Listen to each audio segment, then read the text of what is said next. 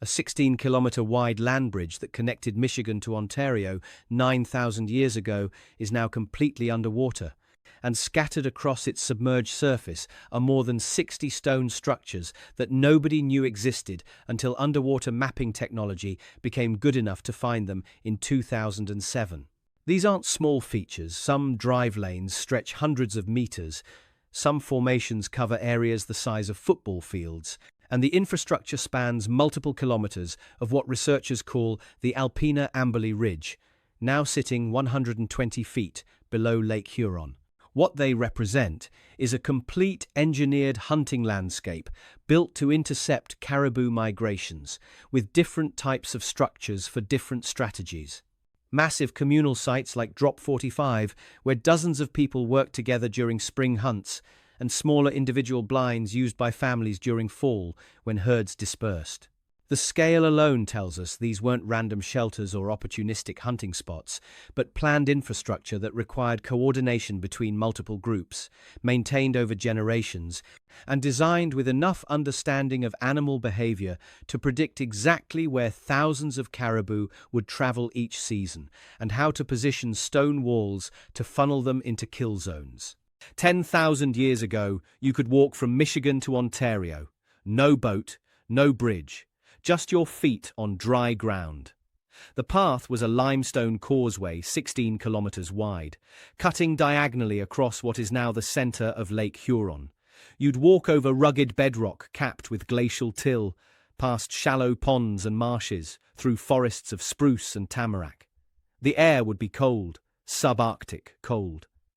The landscape would remind you of northern Canada today, a mosaic of open plains and patchy woodlands, the kind of terrain that caribou love.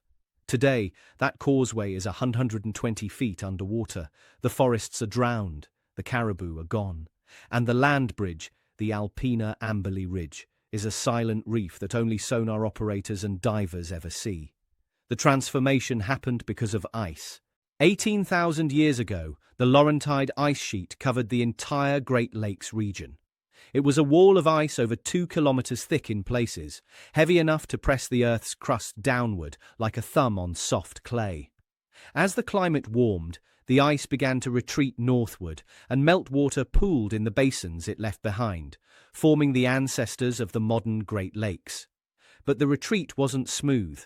Around 10,000 years ago, the ice uncovered a critical outlet, the North Bay Passage in Ontario. This was a drainage channel significantly lower in elevation than the modern lake outlets. When the ice dam broke, water in the Huron and Michigan basins catastrophically drained through the North Bay route. Water levels plummeted. This event initiated the Lake Stanley low stand phase. Low stand is the technical term for when a lake's water level drops far below its modern baseline. During Lake Stanley, the water in the Huron Basin fell to approximately 40 meters above mean sea level, a staggering 100 meters below where it sits today. The Alpena Amberley Ridge, which had been submerged under proglacial lakes, was suddenly exposed. It became a dry land corridor, and it stayed that way for over 1,000 years, from roughly 10,000 to 7,500 years before present. A millennium is a long time, long enough for forests to grow, long enough for animals to establish migration routes, long enough for humans to build infrastructure. Paleo-environmental reconstructions based on sediment cores tell us what the ridge looked like. Pollen analysis reveals spruce, tamarack, and birch, trees of the northern boreal forest.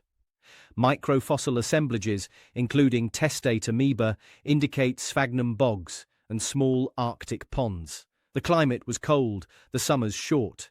This was a subarctic parkland, comparable to the modern tundra forest ecotone of northern Manitoba or the Northwest Territories. It was ideal caribou habitat, and where caribou go, hunters follow. But here's the paradox. When lake levels rise and coastlines advance, the surf zone usually destroys everything. Waves batter, ice sheets scour the bottom in winter. Coastal sites are pulverized long before they reach deep water.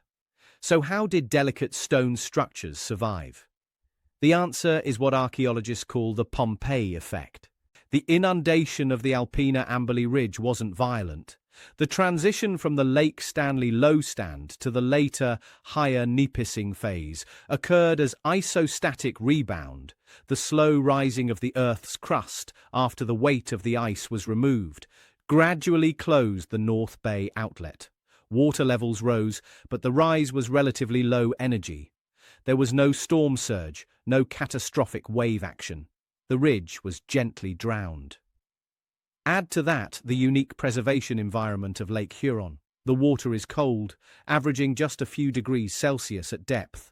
It's fresh, not saline, which means less chemical corrosion. It's oligotrophic, low in nutrients, which inhibits biological decay. Organic materials that would rot in months on land can survive for millennia in this environment. Acoustic surveys have confirmed the preservation quality. Researchers have identified submerged forests where tree roots are still anchored in the paleosoil, exactly where they grew 9,000 years ago. Layers of peat and gitya, organic lake sediment, are intact. Microdebitage, the tiny flakes of stone produced during tool-making, sit on the lake floor in the exact spots where they fell from a napper's hands. This is a time capsule.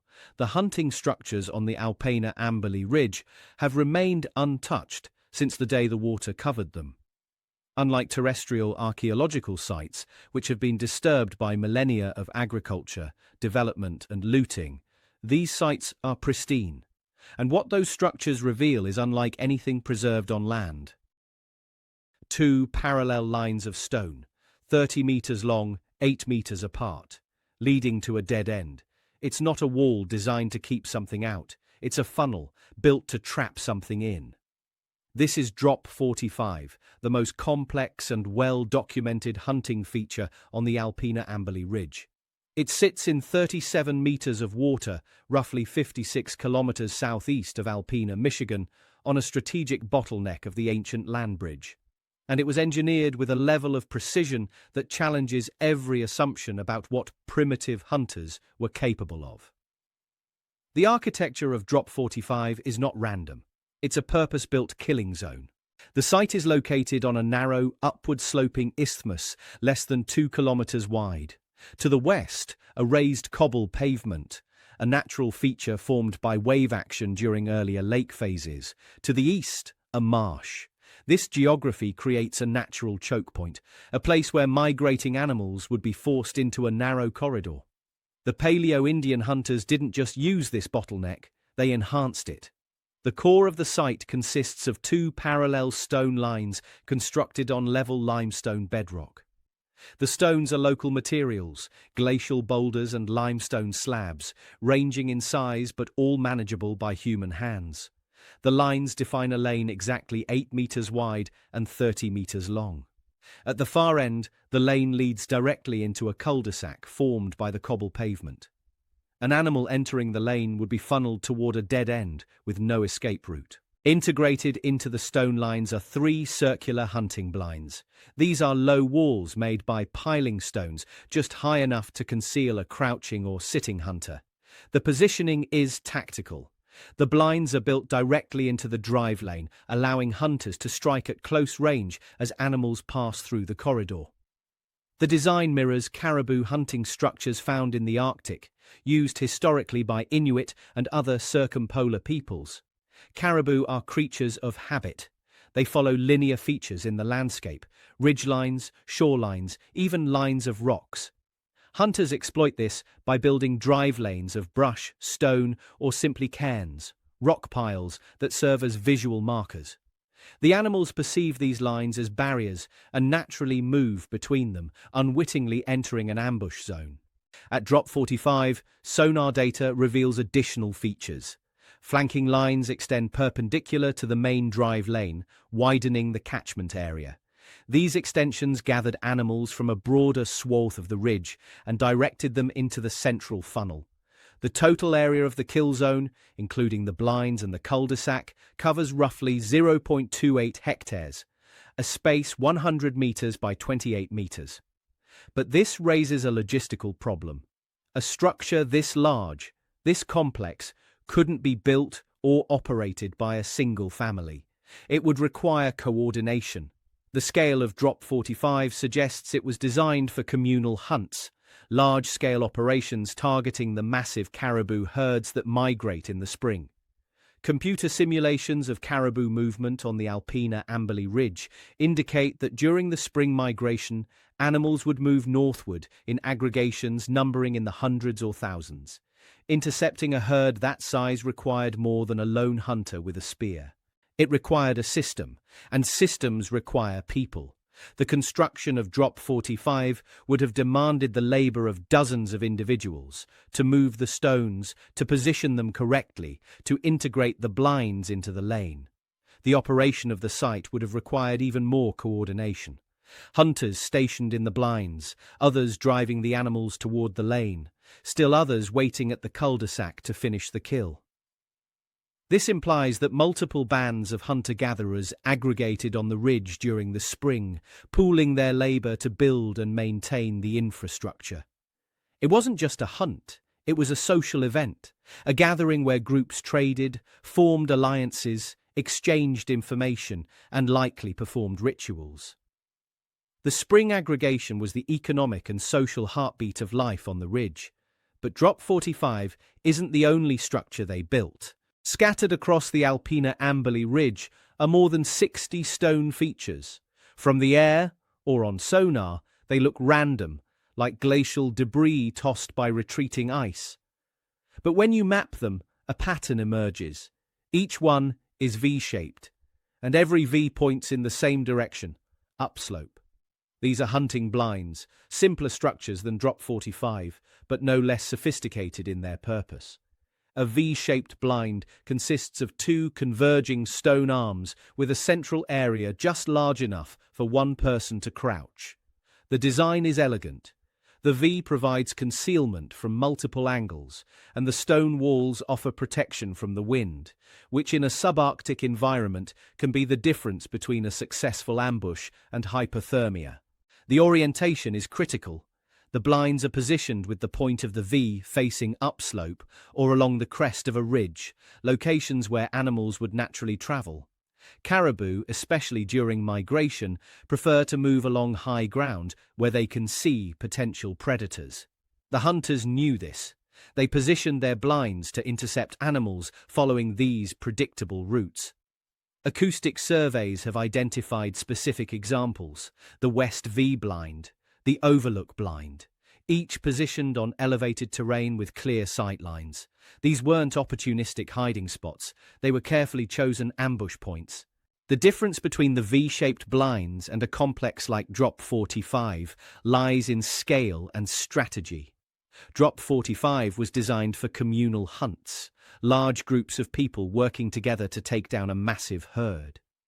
The V-shaped blinds were designed for smaller operations, individual hunters or small family groups waiting for stragglers, small bands, or animals moving during the autumn migration when herds are more dispersed. But how do we know humans actually use these structures? Couldn't they be natural formations? The smoking gun is the artifacts. Systematic underwater excavations at several blind sites have recovered lithic debitage, flakes of chert produced during the manufacture or repair of stone tools. Crucially, these flakes were found inside the blinds and immediately adjacent to the stone walls. The presence of tool-making debris confirms human occupation. The debitage also tells a behavioral story. Hunters were sitting in these blinds for extended periods, maintaining their weapons while they waited. This aligns perfectly with the ambush strategy implied by the architecture. You don't build a blind and sit in it for 10 minutes. You commit. You wait for hours, maybe days, until the animals come. In addition to stone, researchers have recovered preserved wood samples, spruce and tamarack, that have been radiocarbon dated, anchoring the timeline of the ridge's terrestrial phase to approximately 9,000 years before present. The variety and density of these structures across the ridge indicate that the Alpina Amberley Ridge wasn't marginal territory. It was a heavily utilized, intensively managed hunting landscape. The architectural diversity reveals a seasonal rhythm. In the spring, when caribou moved north in massive herds, the people gathered. They converged on sites like Drop 45, built or maintained the drive lanes, and participated in communal hunts that could yield enough meat to sustain dozens of families for weeks. In the autumn, when the herds dispersed and moved south in smaller groups, the strategy shifted. Families broke apart, spreading across the ridge to individual blinds. The hunts were smaller, more opportunistic, but still productive. This is a society that understood animal behavior at a scientific level. They knew when the caribou would come, where they would go, and how to position themselves to intercept them. They built infrastructure to match the rhythms of migration, investing labor up front for long-term returns. And this wasn't happening in isolation. 60 structures across the ridge, multiple types of architecture, seasonal aggregation and dispersal. This is evidence of a dynamic, flexible, and highly organized society. But the ridge in Lake Huron isn't the only place where underwater stone structures have been found. In 2007, a sonar operator was searching for shipwrecks in Grand Traverse Bay, an arm of Lake Michigan. The sonar pinged. The screen lit up. But the target wasn't a ship. It was a circle of stones, 40 feet in diameter, surrounded by a linear alignment of boulders extending over a mile. The media immediately dubbed it Michigan's Stonehenge, drawing a direct comparison to the iconic megalithic monument on England's Salisbury Plain. The nickname stuck, and with it came the inevitable speculation. Had someone built an ancient temple in the Great Lakes? The discovery was made by Dr. Mark Holley, a professor of underwater archaeology at Northwestern Michigan College, during a routine survey using sector scan sonar. The primary mission had been to locate and map historical shipwrecks, which are abundant in Grand Traverse Bay due to its role as a 19th-century maritime trade route. The stone formations were an unexpected find. Subsequent dives revealed the details. The stones are granite boulders, ranging in size from a basketball to a compact car. They're arranged in a circular or oval pattern, with the largest concentration forming a ring approximately 40 feet across. Extending from the circle is a linear alignment of stones stretching over a mile in length. The entire formation sits roughly 40 feet, 12 meters, below the surface. The Stonehenge comparison, while catchy, is misleading. Stonehenge in England consists of massive sarsen stones, some weighing 25 tons, carefully shaped and transported from quarries miles away. The Grand Traverse Bay stones are glacial erratics, boulders deposited by retreating ice sheets during the last glaciation. They haven't been quarried or dressed, they've been rearranged. Dr. Holley has consistently pushed back against the Stonehenge label. In interviews, he's clarified, it should be clearly understood that this is not a megalith site like Stonehenge. The site in Grand Traverse Bay is best described as a long line of stones. The comparison is one of shape, circular arrangement, linear alignment, not scale or engineering complexity. The chronology is tied to the same geological processes that exposed the Alpena Amberley Ridge. Approximately 9,000 to 10,000 years ago, water levels in the Lake Michigan basin were significantly lower than today. During the Lake Chippewa low-stand phase, isostatic rebound and the opening of glacial outlets caused lake levels to drop. The area now forming the floor of Grand Traverse Bay was dry land, a terrestrial landscape available for human occupation. The stones themselves were already present, scattered across the landscape by glaciers. The human contribution, if there is one, was rearrangement, moving the boulders into functional or ceremonial configurations. But what was the function? That's where the debate begins. Unlike the Alpena Amberley Ridge sites, which have clear hunting-related architecture and artifact confirmation, the Grand Traverse Bay Formation hasn't yielded definitive cultural material. No stone tools have been found directly associated with the structures. No charcoal for dating, no debitage. The underwater environment, covered in algae, mussels and sediment, makes visual analysis difficult, and the depth complicates systematic excavation. Some researchers propose the formation could be a hunting structure similar to those on the AAR, a drive lane or corral system, The circular pattern might represent a holding area for animals. The linear alignment could be a guide lane, but without artifacts, it's speculation. Others suggest a ceremonial or social function, a gathering place, a territorial marker, or even a navigational landmark for canoe routes across the ancient lake. The problem is that these interpretations are equally speculative. The site remains controversial within the archaeological community. Verified? No. Plausible? Yes. It requires further investigation. The current scientific status is best described as unverified but intriguing. The formation exhibits patterns that are difficult to explain through purely natural processes, particularly the circular arrangement and the extended linear alignment. Glacial action can create lines of stones, but it doesn't typically produce circles. If the site is authentic, if it's human-made, it would expand the scope of underwater Great Lakes archaeology beyond caribou, hunting into potentially ceremonial or social dimensions. It would suggest that the early inhabitants of the region weren't just pragmatic hunters, but also builders of communal spaces. But without artifacts, the Grand Traverse Bay site occupies a liminal space, too patterned to dismiss, too unverified to confirm. And then there's one stone in that formation that, if authentic, changes everything. One boulder, 4 feet tall, 5 feet long, covered in deep scratches. When you look at them from the right angle, the scratches form a shape, a back, a hump, a head with a trunk hanging down, a triangular ear, not an elephant, a mastodon, an animal that's been extinct for 10,000 years. If the carving is real, it's one of the most significant archaeological discoveries in North America. If it's not, it's a cautionary tale about seeing patterns where none exist.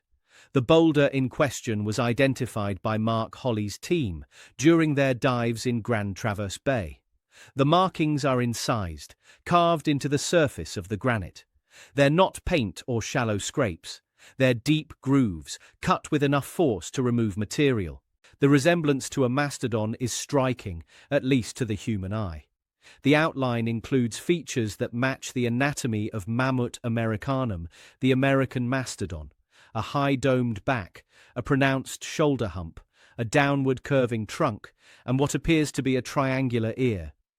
Mastodons were common in the Great Lakes region during the late Pleistocene, living alongside humans until approximately 10,000 to 11,000 years ago. If the carving is authentic, it provides a terminus antiquem, a date before which, for the site. Humans would have had to carve it while mastodons still existed, or at least while the memory of them was still vivid. That places the creation of the image at the very end of the Ice Age, making it potentially the oldest confirmed rock art in the Americas. But authentication is the problem. The scientific community is deeply skeptical, and for several valid reasons. The first is pareidolia, the psychological phenomenon where the human brain perceives familiar patterns, especially faces and animals, in random stimuli. This is the same cognitive quirk that makes people see shapes in clouds or the face on Mars. Critics argue that the mastodon is nothing more than a collection of natural glacial striations, scratches left by rocks embedded in the bottom of a moving glacier, dragging across the boulder's surface under immense pressure. Glacial striations are common on granite boulders in regions that were glaciated. They can intersect at various angles, creating patterns that, with a bit of imagination, might resemble animals or other shapes. Distinguishing between intentional carving and natural weathering requires expert analysis, typically involving microscopic examination of the groove morphology, looking for tool marks, direction of cut, and evidence of intentional design. The problem is that petroglyph experts generally don't dive, and the underwater environment makes remote verification difficult. Algae growth obscures details. Mussels attached to the rock surface. Lighting underwater is challenging, creating shadows that can enhance or obscure perceived patterns. High-resolution photography helps, but it's not a substitute for hands-on examination. Furthermore, the Grand Traverse Bay site hasn't produced any contextual artifacts, no stone tools nearby that could have been used to carve the image, no charcoal or organic material for radiocarbon dating, no debitage that would indicate a work area. The boulder exists in isolation, which makes it harder to build a case for human modification. There's also the issue of precedent. While petroglyphs are common across North America, most depict animals that were contemporary with the carvers at the time of creation. Depictions of extinct megafauna are exceptionally rare. The few claimed examples, such as alleged mammoth carvings in Utah or Texas, remain disputed, often suffering from the same authentication problems as the Grand Traverse Bay mastodon. That said, the carving hasn't been definitively disproven. Some researchers who have examined the images maintain that the grooves exhibit characteristics more consistent with intentional carving than random glacial action, specifically the way certain lines converge to form anatomically coherent features, such as the trunk and ear. But without microscopic analysis and peer-reviewed publication, this remains opinion, not consensus. The scientific verdict as it stands is plausible but unproven. The carving exhibits features that are difficult to dismiss outright, but it also lacks the definitive evidence required for authentication. It occupies the same uncertain space as the stone alignment itself, too intriguing to ignore, too unverified to accept. If future analysis confirms the carving is intentional, the implications are profound. It would establish that humans in the Great Lakes region were not only contemporaries of the megafauna, but also memorialized them in art. It would push the timeline of symbolic expression in the Americas back to the very edge of the Pleistocene. If the carving is ultimately determined to be pareidolia, it serves as a reminder of the challenges inherent in underwater archaeology and the dangers of confirmation bias. For now, the mastodon remains a mystery, a tantalizing possibility, a question mark carved in stone. But regardless of the petroglyph's authenticity, there's one aspect of the Grand Traverse Bay site that's unambiguous: the secrecy surrounding it.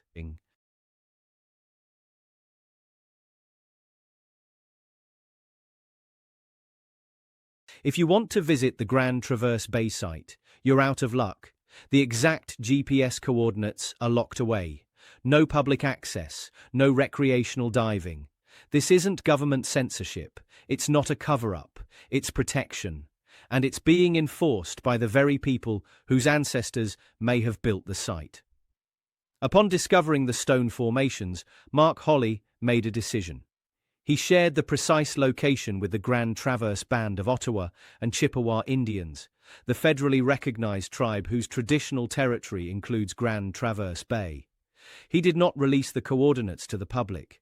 The reasoning is straightforward and ethically sound. Archaeological sites are fragile. Underwater sites are especially vulnerable. Recreational divers, even well-meaning ones, can inadvertently damage structures, moving stones, disturbing sediment, dislodging artifacts. Sport divers have been known to collect souvenirs from shipwrecks and submerged features. The risk of looting is real. More importantly, if the site has cultural or spiritual significance to indigenous communities, it's not appropriate to treat it as a tourist attraction.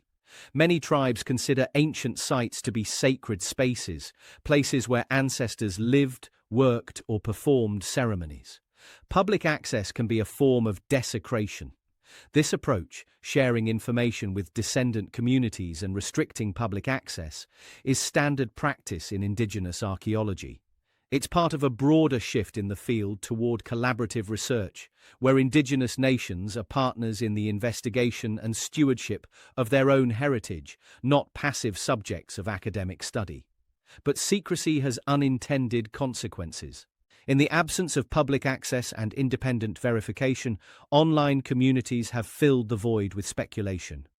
Forums and social media channels dedicated to ancient mysteries have latched onto the Grand Traverse Bay site as evidence of lost civilizations, suppressed history, or even extraterrestrial involvement. The narrative goes, if the site is real and human-made, why hide it? If there's nothing to hide, why the secrecy? The logic is circular, but it gains traction. The reality is less dramatic. The secrecy is about preservation and respect. It's about recognizing that some places belong to specific communities and that those communities have the right to control access and interpretation. This is part of a larger methodological evolution in Great Lakes archaeology. Researchers are increasingly integrating indigenous knowledge and perspectives into their work through frameworks like two-eyed seeing, which combines Western scientific methods with traditional ecological knowledge. In some regions, indigenous groups have been given microgrants to acquire their own remotely operated vehicles and conduct community-led surveys of lake bottoms, democratizing the technology and ensuring that the interpretation of submerged sites is informed by the descendants of the original builders. The secrecy surrounding the Grand Traverse Bay site isn't a mystery. It's a choice, a decision to prioritize stewardship over spectacle. The structures, whatever they are, belong to the people whose ancestors walked those lands when they were dry. That's not a cover-up. It's respect. And it reframes the entire investigation. These aren't lost sites in the sense of being disconnected from history. They're connected, directly, culturally, genealogically, to living communities. But the secrecy, the controversy, the unverified status of the mastodon carving, all of it has fueled one persistent question, repeated across viral headlines and YouTube thumbnails. How could humans have built this? Isn't it impossible? To answer that, we need to talk about physics. Stones the size of a compact car. That's how the Grand Traverse Bay boulders are described. It sounds impossible, moving something that massive without cranes, without machinery, without modern engineering. But here's the thing. A compact car weighs about 1.5 tons. The largest stones in Grand Traverse Bay weigh approximately 4 tons, and 4 tons isn't impossible. It's not even close. Let's start with material science. Granite, the type of stone found in Grand Traverse Bay, has a density of approximately 2,700 kilograms per cubic meter, or 2.7 metric tons per cubic meter. A boulder with a volume of roughly 1.5 cubic meters would weigh about 4 tons. That's the upper estimate for the largest stones in the formation. For comparison, the sarsen stones at Stonehenge weigh approximately 25 tons each. Some of the lintels weigh 7 tons. The trilithon stones at Baalbek in Lebanon weigh around 800 tons each. The average stone in the Alpina Amberley Ridge structures weighs less than 1 ton. Many are small enough for a single person to carry. The Michigan stones are orders of magnitude, smaller than true megaliths. But size is only one part of the equation. The real question is, can humans move a 4-ton stone without modern machinery? The answer, demonstrated repeatedly through experimental archaeology, is yes, and it's not particularly difficult if you understand the physics. The primary challenge in moving heavy objects isn't the weight itself, it's friction. Dragging a 4-ton stone across rough, dry ground requires enormous force because the friction between the stone and the surface resists movement, but friction can be reduced. Method 1. Rollers. Place the stone on a wooden sledge. Put cylindrical logs underneath the sledge. As you pull the sledge forward, the logs roll, drastically reducing the friction coefficient. Experiments have shown that a 1-ton stone on rollers can be pulled by as few as 10 people. A 4-ton stone might require 30 to 40 people, a labor force easily available to a community of hunter-gatherers aggregating for a seasonal hunt. Method 2. Leverage. Use wooden levers to lift one edge of the stone slightly off the ground, then pivot it. By repeating this process, you can walk a stone forward without dragging it. Method 3. And this is the most relevant for the Great Lakes context, ice. 9,000 years ago, the Alpina Amberley Ridge and the Grand Traverse Bay area were subarctic environments. Winters were long, cold, and frozen. The lakes, marshes, and ponds on the landscape would have been covered in thick ice for months each year. On ice, the coefficient of friction is close to 0. A heavy stone placed on a sledge, or even directly on the ice surface, can be pushed or pulled with a fraction of the effort required on land. A small group of people, working in winter, could move multi-ton boulders across frozen terrain with relative ease. This isn't speculation, it's physics, and it's been demonstrated. In the early 2000s, a retired construction worker from Michigan named Wally Wallington conducted a series of experiments to prove that massive stones could be moved using only simple machines and human effort. Working alone, Wallington moved concrete blocks weighing over 20 tons using nothing but gravity, wooden levers, and pebbles as bearings. He didn't have a crew. He didn't have ropes. He had patience and an understanding of mechanical advantage. If a single man can manipulate 20 tons using basic physics, a coordinated group of Paleo-Indian hunters, working in winter, using ice as a lubricant, could absolutely rearrange 4-ton glacial erratics. Moreover, the stones in question weren't quarried and transported from distant mountains. They were glacial erratics, boulders already present on the landscape, deposited by retreating ice sheets. The builders didn't need to move them hundreds of kilometers. They moved them meters or tens of meters to form lines, circles, or blinds. This is the critical distinction. The Michigan and Huron structures aren't monuments built from exotic imported stone. They're rearrangements of local materials. The labor involved is real, but it's manageable. The term megastructure fits these sites, but not because of individual stone mass. It fits because of scale and extent. The drive lanes span hundreds of meters. The hunting infrastructure covers hectares. The social coordination required to plan, build, and operate these systems is the true engineering achievement. The wonder isn't that they moved impossibly heavy stones. The wonder is that they understood their environment well enough to manipulate it, to transform a natural landscape into a functional machine for harvesting caribou. The impossible narrative exists only if you imagine them dragging rocks through summer mud with their bare hands. But they weren't doing that. They were sliding stones across winter ice. They were using levers and rollers. They were working as teams. They were engineers. And the reason they went to all this effort, the Alpena Amberley Ridge wasn't just a land bridge. It was a highway. But the traffic wasn't human. It was caribou, and the humans didn't just use the highway, they set up toll booths. Caribou, Rangifer tarandus, are one of the most important animals in the circumpolar north.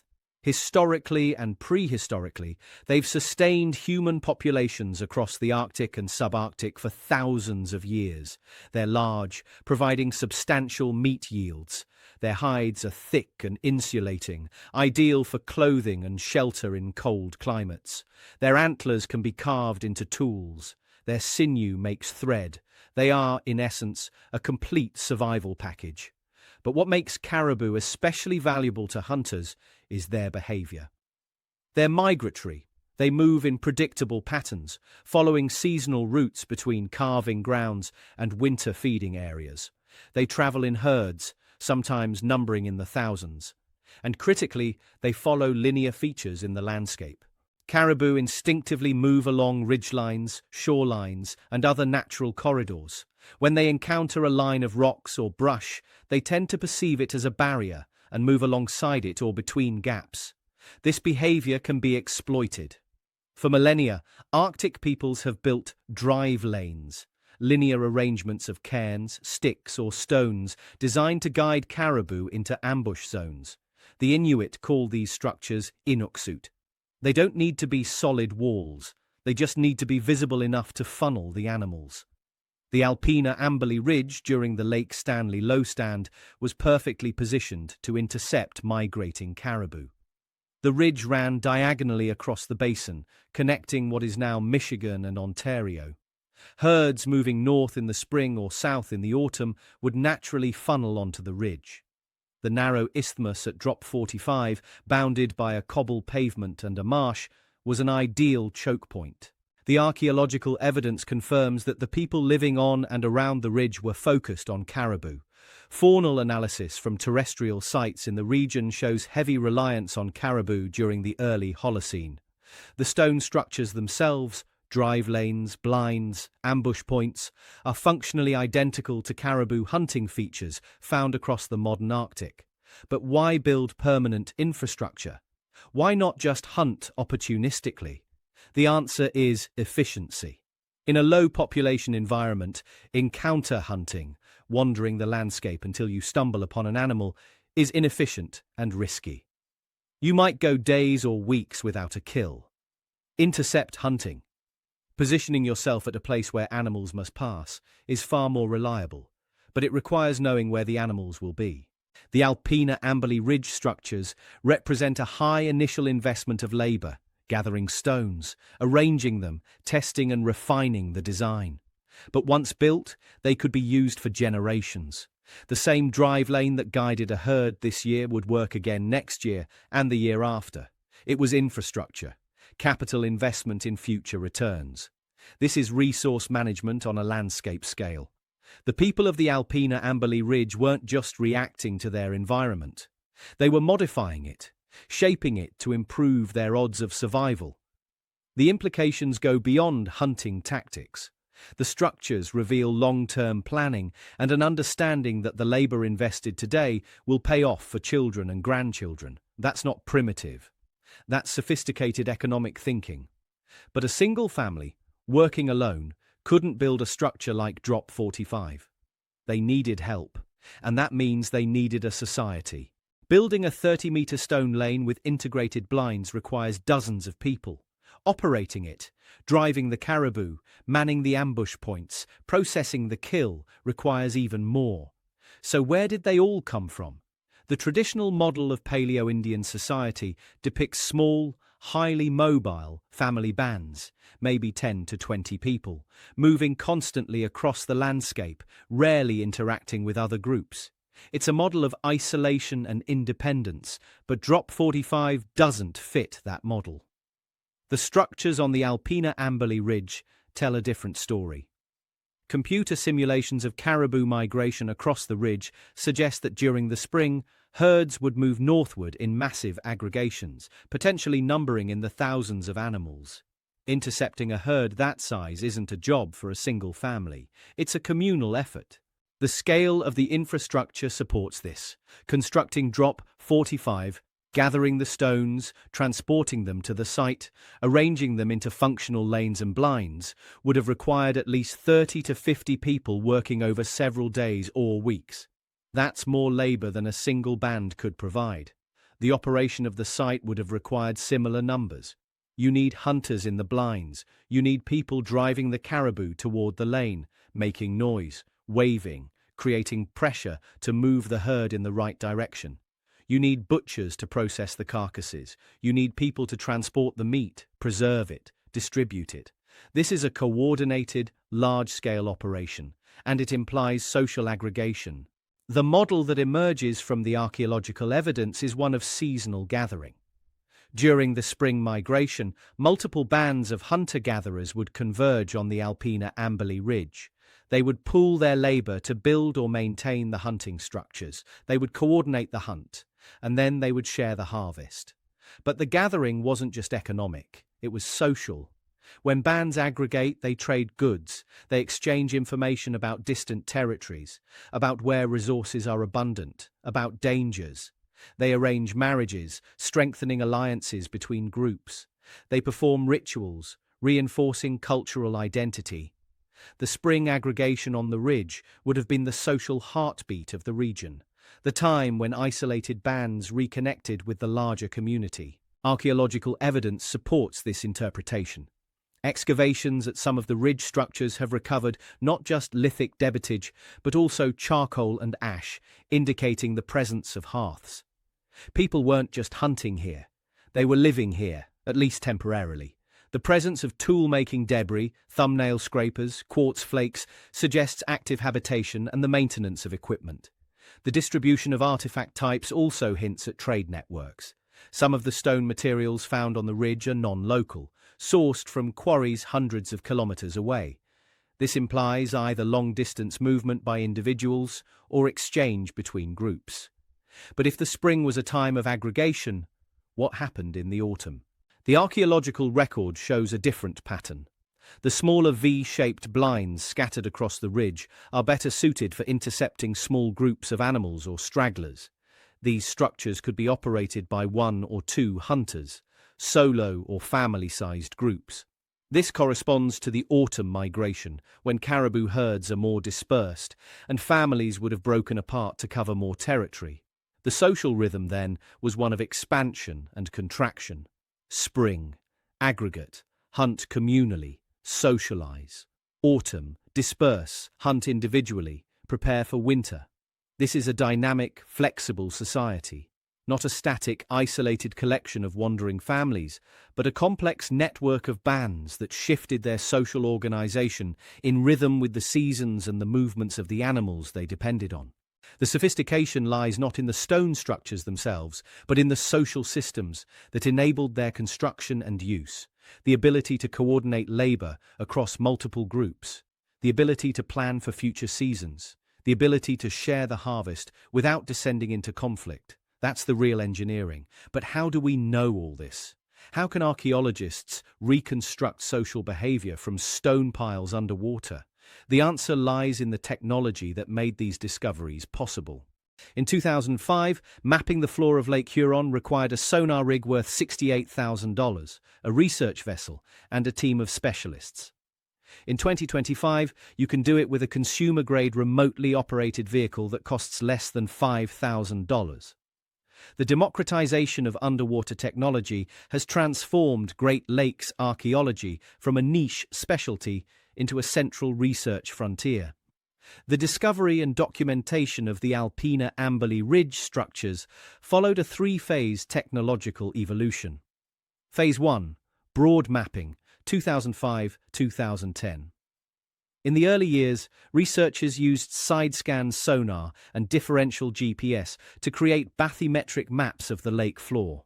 Side-scan sonar sends out acoustic pulses and records the echoes that bounce back from the bottom. The resulting images reveal topography and anomalies, places where the lake floor doesn't look uniform.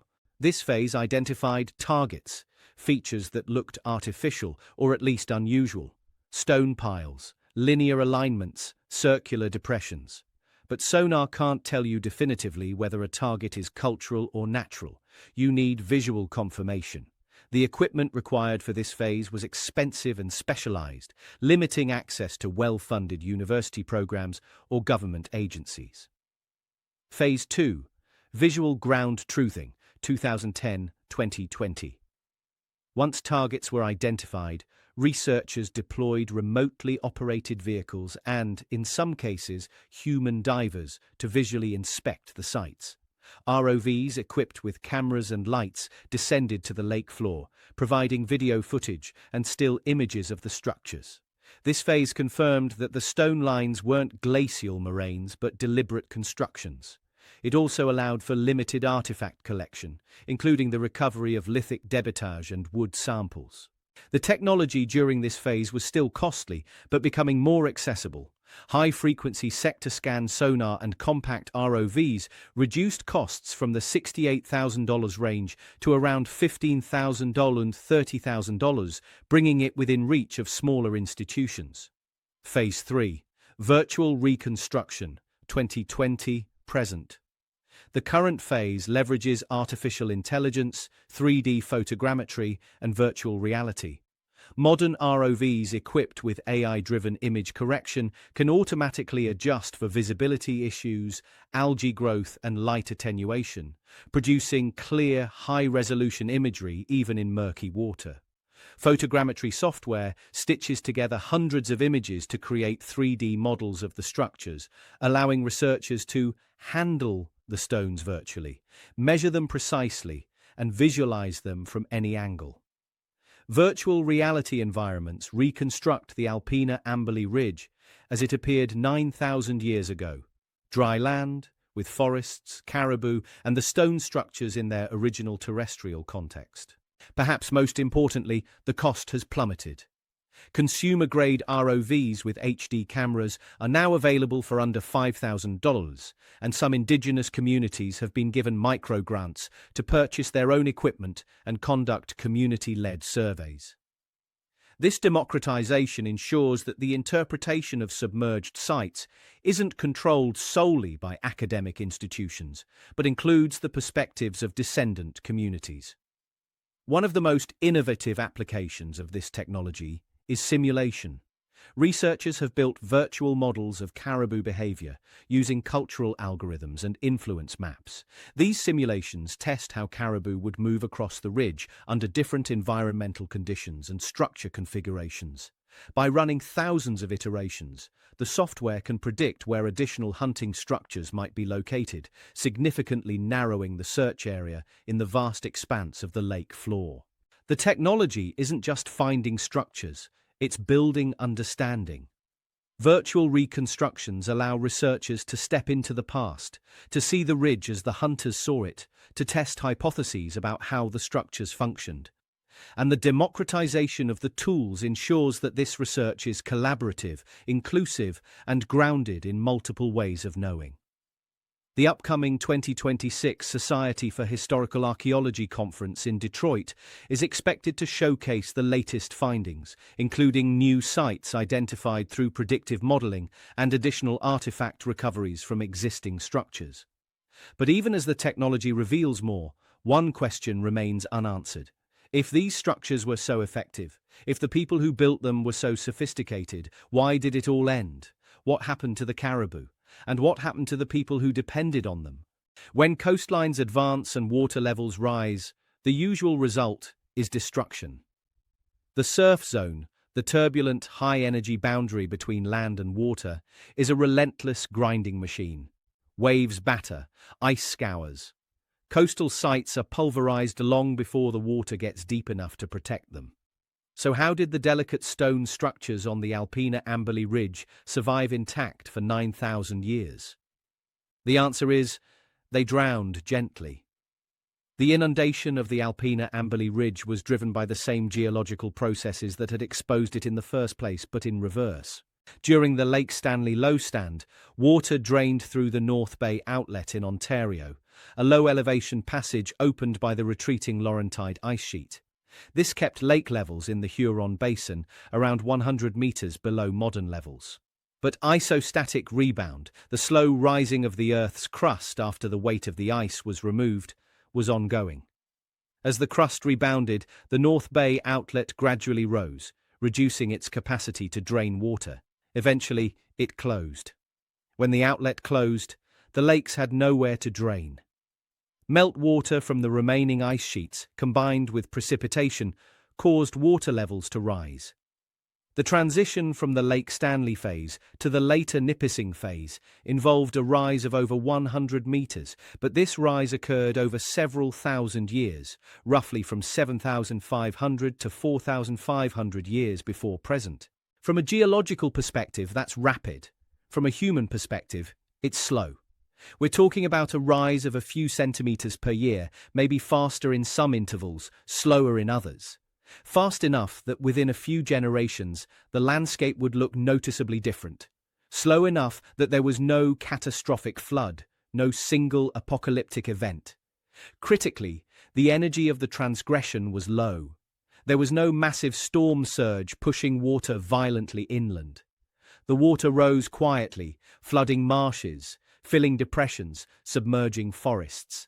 The surf zone, when it existed, was likely mild, protected by the geometry of the basin and the limited fetch, distance over water, for waves to build. This gentle drowning allowed for extraordinary preservation. Tree roots remained anchored in the paleo soil. Peat layers stayed intact. Microdebitage, the tiny flakes of stone from tool making, remained exactly where they fell, and the stone structures, built to withstand caribou, not waves, survived. The cold, fresh, oligotrophic waters of Lake Huron further aided preservation. Cold water slows bacterial decay. Fresh water is less chemically aggressive than salt water. Oligotrophic conditions mean low nutrient levels, which inhibits the growth of organisms that might otherwise colonize and disrupt the structures. Archaeologists have described the result as a Pompeii effect, a landscape frozen in time at the moment of its abandonment, preserved under a protective blanket of water. Unlike terrestrial archaeological sites, which are vulnerable to agriculture, development, looting, and erosion, the submerged sites of the Great Lakes have been protected by their inaccessibility. Until the advent of modern underwater survey technology, they were untouched, pristine. The preservation is unique, a global rarity. Terrestrial Paleo-Indian sites are often heavily disturbed, with artifacts scattered or destroyed by millennia of environmental and human activity. The Alpina Amberley Ridge sites, by contrast, are exactly as they were left. The water didn't destroy the past, it preserved it. But when the water rose, the people were already gone. They hadn't fled the flood. They'd left long before, because by the time the ridge drowned, there was nothing left to hunt. Around 7,000 years ago, the caribou stopped coming to the Great Lakes. The structures on the Alpina Amberley Ridge were still there, functional, well-maintained, ready to intercept the spring herds. But the herds never arrived. The infrastructure had become useless, and the people had no choice but to adapt or leave. The disappearance of caribou from the Great Lakes region wasn't sudden. It was a gradual process driven by climate change and ecological succession. As the Holocene warming continued, temperatures in the Great Lakes basin rose. The subarctic parkland that had characterized the Alpina Amberley Ridge during the Lake Stanley phase, a mosaic of spruce forests, open plains, and bogs, began to shift. Warmer temperatures favored different vegetation. Spruce and tamarack gave way to pine, then to mixed hardwoods. The open, grassy plains shrank. Dense boreal and temperate forests expanded. Caribou are animals of the open tundra and subarctic parkland. They prefer landscapes where they can see long distances, detect predators, and access the lichens and low shrubs that make up the bulk of their diet. Dense forests don't provide these conditions. As the forests thickened, the habitat became unsuitable. The caribou didn't go extinct. They migrated. The herds shifted northward, following the retreating tundra and open parkland into what is now northern Canada. The Great Lakes Basin, once a critical corridor in their migration, became irrelevant. For the human populations that had built their economy around caribou hunting, this was a crisis. The drive lanes and hunting blinds, which had represented generations of labour and knowledge, were now obsolete. There were no herds to intercept. But this wasn't the end of human occupation in the region. The archaeological record shows that populations adapted. They shifted their focus to other animals, white-tailed deer, elk, smaller game. They increased their reliance on fishing, which became more productive as the lakes warmed and fish populations expanded. They diversified their diet, incorporating more plant foods, nuts, and seasonal resources. The transition from the Paleo-Indian period to the Archaic period, which occurred around 8,000 to 7,000 years ago in the Great Lakes region, reflects this economic shift. The toolkit changes. Projectile points become smaller, more suited to deer than caribou. Ground stone tools used for processing plant foods become more common. The settlement pattern shifts from seasonal aggregation sites like the Alpina Amberley Ridge to more dispersed year-round base camps. The abandonment of the ridge structures wasn't a failure. It was an adaptation. The people didn't collapse. They changed. The story of the Alpina Amberley Ridge is a story of human resilience in the face of environmental transformation. The people who built the hunting infrastructure were sophisticated enough to recognize when a strategy was no longer viable and flexible enough to adopt new ones. The caribou vanished not because they were overhunted, but because the climate changed the landscape. And when the landscape changed, the people changed with it. The structures they left behind, submerged, silent, preserved, are monuments not to a lost civilization, but to a living one. A civilization that survived because it adapted, and that civilization's descendants are still here. The viral narratives call them lost megastructures, lost civilizations, vanished peoples, mysteries with no answers. But the people who built the Alpina Amberley Ridge structures didn't vanish. Their descendants are alive today. They have names, they have nations, and they're the ones protecting the sites. The archaeological record shows a clear line of cultural continuity from the Paleo-Indian and early archaic peoples of the Great Lakes through to the modern indigenous nations of the region. The descendants include the Anishinaabe peoples, the Ojibwe, Chippewa, Odawa, Ottawa, and Potawatomi, as well as other nations whose traditional territories encompass the Great Lakes Basin. These are not distant, unrelated groups. They are the cultural and genealogical heirs of the people who hunted caribou on the Alpena Amberley Ridge. Cultural continuity doesn't mean stasis. Societies change, technologies evolve, economies shift. But core cultural elements, language families, spiritual practices, knowledge systems, persist across millennia. The shift from caribou hunting to deer hunting, from seasonal aggregation to more sedentary lifestyles, represents adaptation, not replacement. Modern indigenous communities have been directly involved in the stewardship and interpretation of the submerged sites. The Grand Traverse Band of Ottawa and Chippewa Indians, for example, has worked with archaeologists to protect the Grand Traverse Bay site, controlling access and ensuring that the location isn't exploited for tourism or looting. The Nokiwin Tribal Council and the Red Rock Indian Band have participated in research on submerged landscapes in Lake Superior, integrating traditional ecological knowledge with Western scientific methods. This collaboration reflects a broader shift in archaeology toward what some scholars call two-eyed seeing, a methodology that values indigenous knowledge systems alongside scientific analysis.